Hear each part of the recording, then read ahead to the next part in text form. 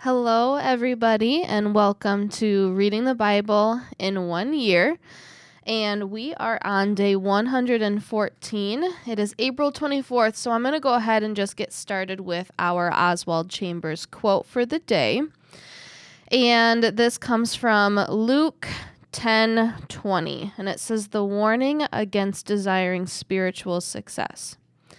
As Christian workers, worldliness is not the trap which most endangers us, nor is it sin. The trap we fall into is extravagantly desiring spiritual success. Never seek after anything other than the approval of God." It says, "Do not rejoice in this, that the spirits are subject to you." All right, so we're going to go ahead and get started in Judges. We are in chapter 2, verse 10, and we're reading through chapter 3. Israel disobeys the Lord.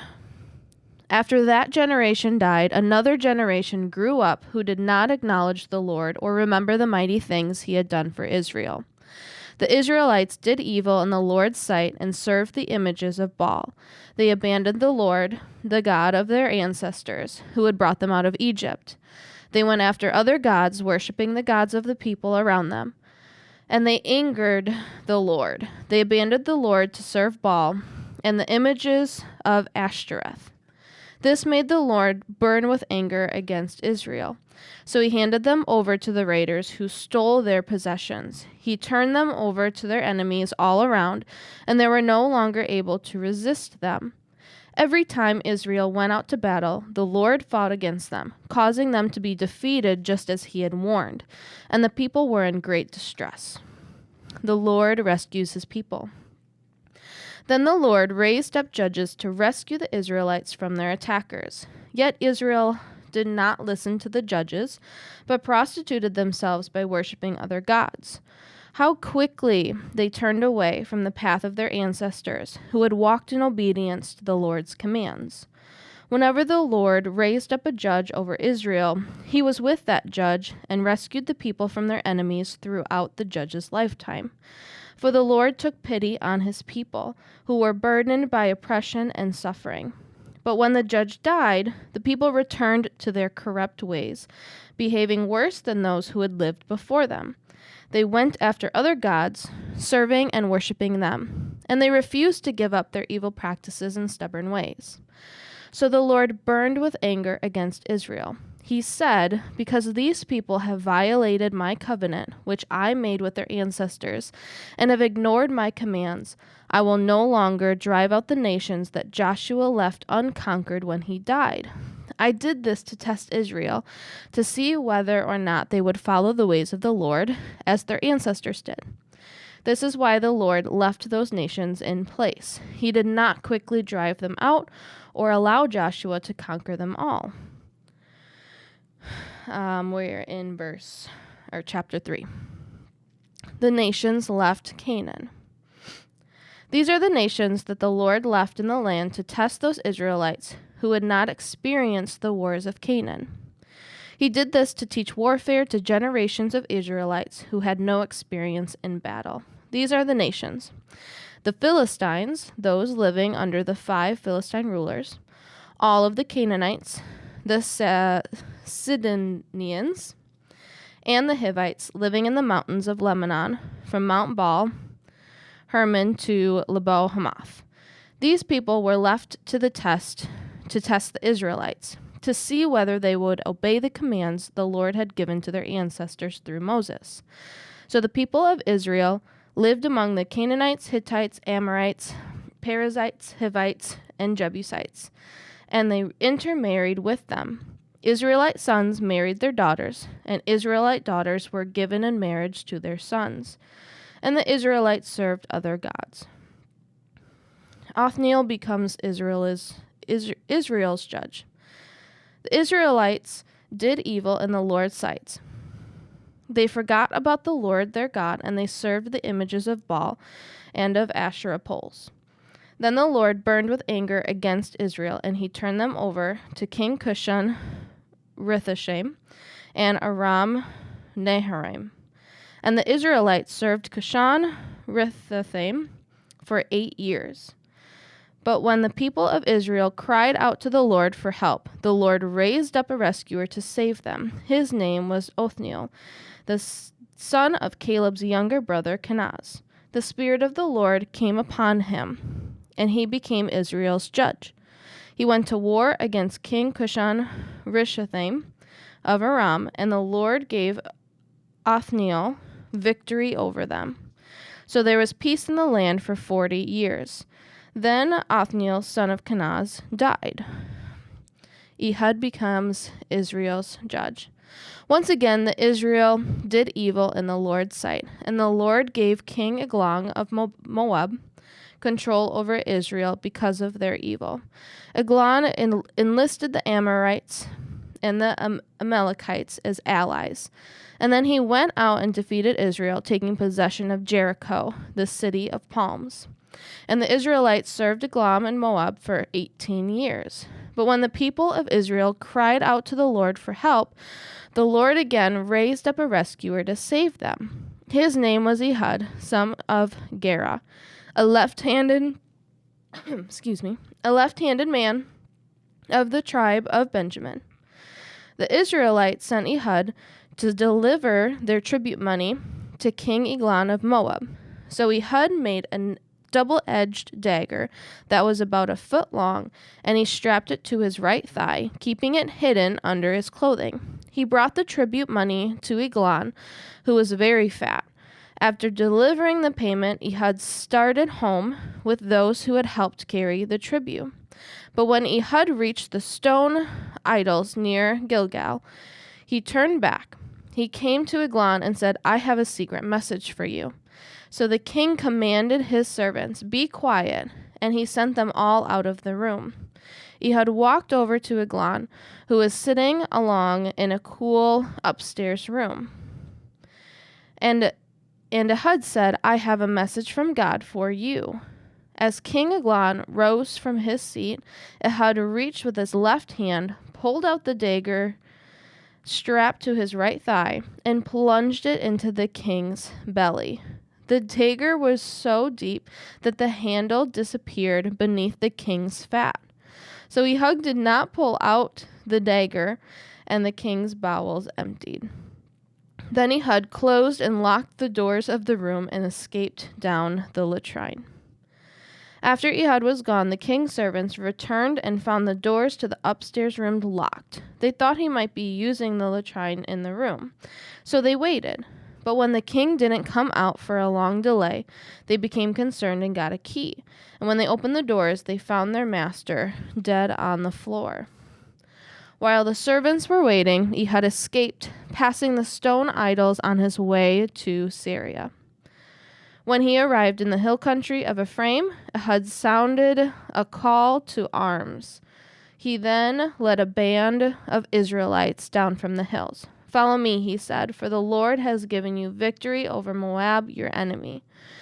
So they followed him, and the Israelites took control of the shadow crossings of the Jordan River across from Moab, preventing anyone from crossing. They attacked the Moabites and killed about 10,000 of their strongest and most able-bodied warriors.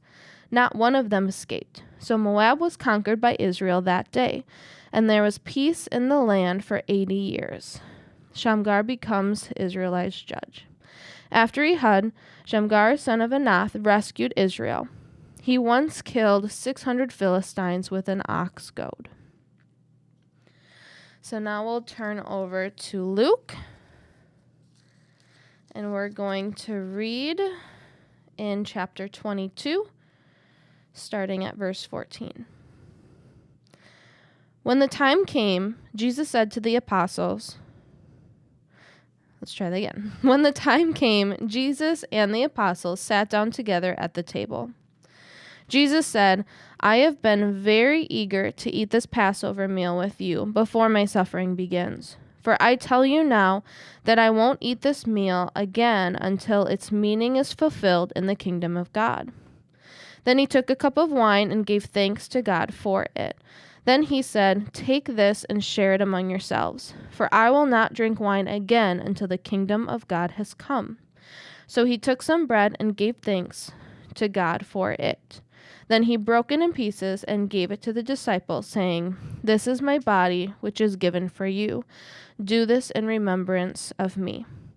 After supper, he took another cup of wine and said, "This cup is the covenant between God and his people, an agreement confirmed with my blood, which is poured out as a sacrifice for you.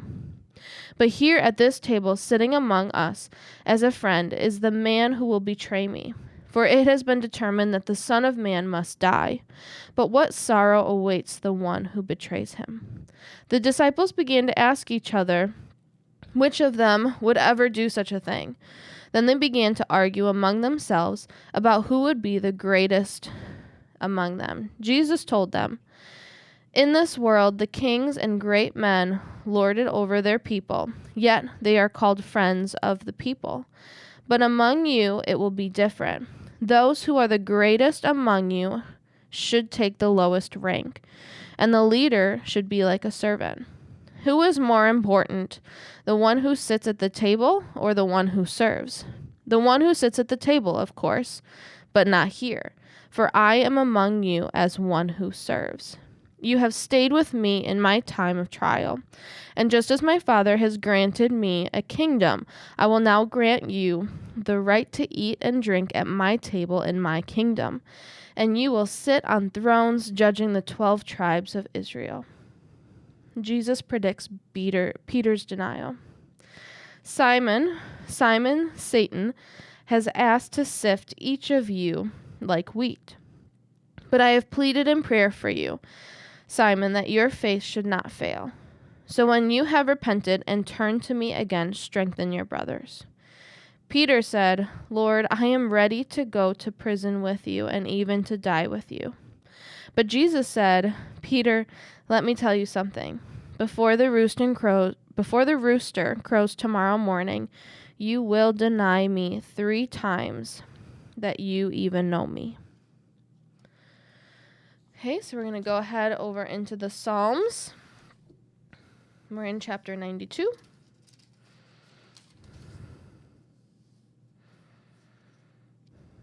It is good to give thanks to the Lord, to sing praises to the Most High. It is good to proclaim your unfailing love in the morning, your faithfulness in the evening, accompanied by a 10-stringed instrument, a harp, and a melody of a lyre. You thrill me, Lord, with all that you have done for me. I sing for joy because of what you have done. O Lord, what great works you do, and how deep are your thoughts. Only a simpleton would not know, and only a fool would not understand this. Though the wicked sprout like weeds, and evildoers flourish, they will be destroyed forever. But you, O Lord, will be exalted forever. Your enemies, Lord, will surely perish. All evildoers will be scattered. But you have made me as strong as a wild ox. You have anointed me with the finest oil. My eyes have seen the downfall of my enemies. My ears have heard the defeat of my wicked opponents. But the godly will flourish like palm trees and grow like the strong cedars of Lebanon. They are transplanted to the Lord's own house. They flourish in the courts of our God. Even in old age, they will still produce fruit. They will remain vital and green. They will declare, "The Lord is just. He is my rock. There is no evil in him." The Lord is king. He is robed in majesty. Indeed, the Lord is robed in majesty and armed with strength. The Lord stands firm and cannot be shaken. Your throne, O Lord, has stood from time immemorial. You yourself are from the everlasting past. The floods have risen, O Lord. The floods have roared like thunder. The floods have lifted their pounding waves. But mightier than the violent raging of the seas, mightier than the breakers of the shore, the Lord above is mightier than these. Your royal laws cannot be changed. Your reign, O Lord, is holy forever and ever. And lastly, we'll be in Proverbs And this will be Proverbs chapter 14, 1 through 2. A wise woman builds her home, but a foolish woman tears it down with her own hands. Those who follow the right path fear the Lord. Those who take the wrong path despise him. All right. Well, everybody, that wraps up our 114th day in reading the Bible. And so I'm going to go ahead and just pray us out quick. Lord, thank you so much for another day, God. Thank you for your goodness. God, I pray that we will just take today to just focus on you and to focus on building your kingdom. God, I pray that we will be able to push out the distractions of this world, and that we can just set our eyes on you. God, that we can set our eyes on opportunities to declare your victory over our lives, to declare victory over other people's lives, Jesus. And I just pray, God, that you are going to strengthen us today, and that we can just get to know you a little more. So, Jesus, I pray these things in your name. Amen. All right, everyone. Have a wonderful rest of your day, and we'll see you next time.